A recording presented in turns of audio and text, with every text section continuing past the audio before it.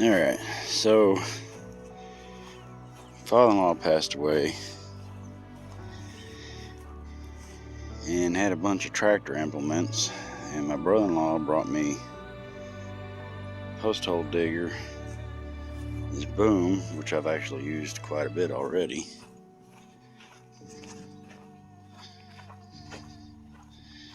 and this 4-foot Yanmar tiller. Well, the tiller works great, except, well, I think it works great. I haven't actually been able to put it to a real test. It did break a little ground before the shaft slipped off, but somebody had cut the shaft that slides into here and then connects to the PTO, so the shaft is not long enough to use on my tractor. So not only that, the U-joint on it is shot. We just greased it and didn't move it around. We greased everything first time. And then the locking mechanism for the shaft is probably not working, because it might be a twist, but it's hard to see inside there, but it's supposed to lock.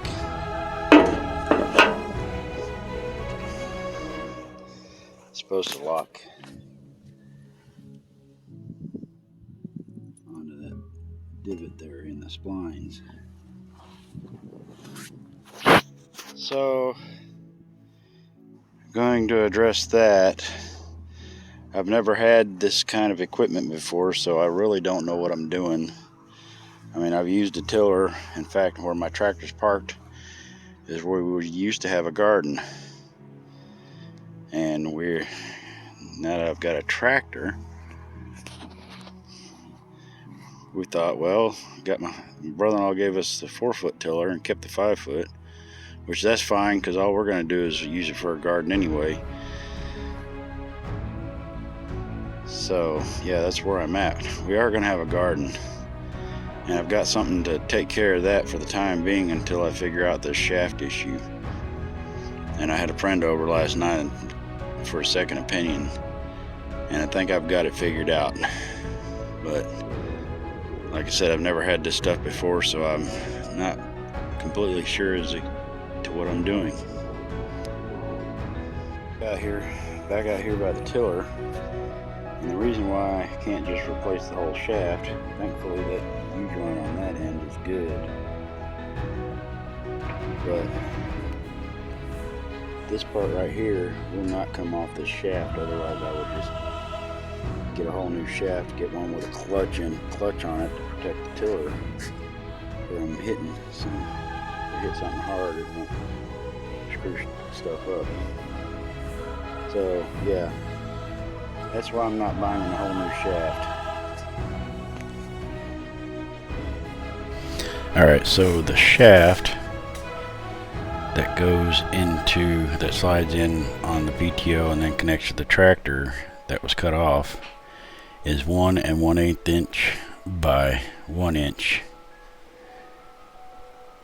And I have found a replacement. I believe I'll have to cut it to fit this application, but seeing as how the other shaft was already cut off for a smaller tractor, I'm guessing this shouldn't be an issue.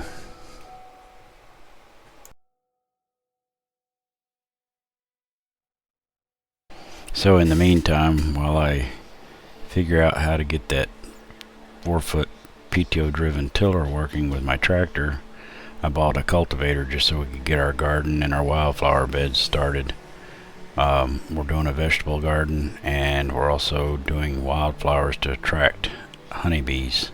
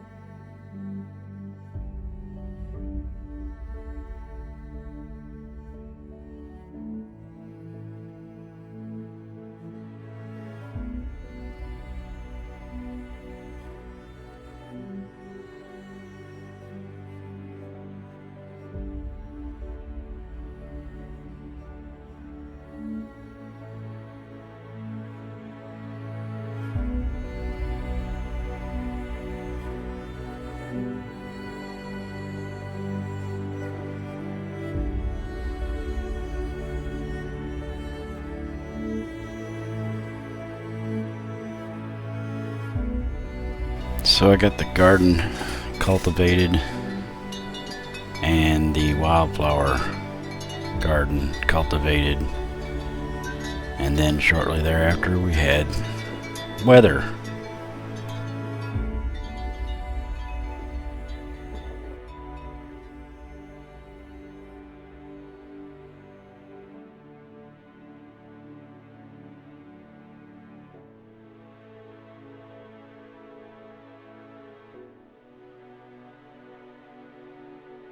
My wife started these seeds indoors about the same time I put the cultivator together and cultivated out the flower garden and the vegetable garden.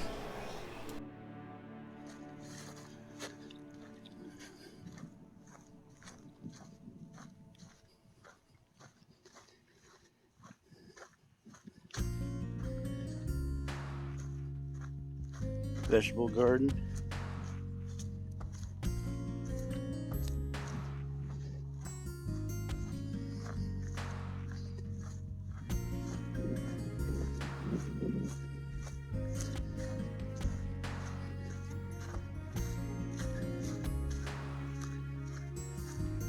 Honeybee garden.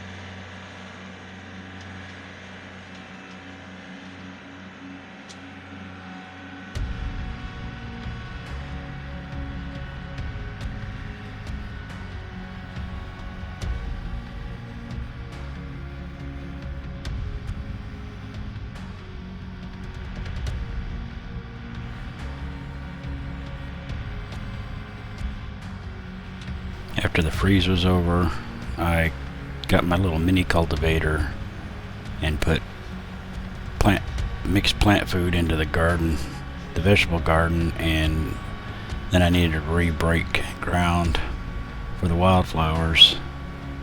And this clip doesn't show the whole process, but I basically went through and re-broke the ground from after the freeze, and then me and my grandson threw seed, and then I put some bluebonnet seeds on the edge, and then the part you don't see is where I go back and lightly rake with the cultivator on the tractor, lightly rake everything, kind of mix it in. I'm still kind of a noob at this with the tractor, using tractor implements. My original tractor was a 1979 Iseki, and the only attachment I ever had for it was a 4-foot brush mower, which was used extensively to calm the wild grass down a little bit. So that's why it looks a little weird in some spots, because I'm still learning.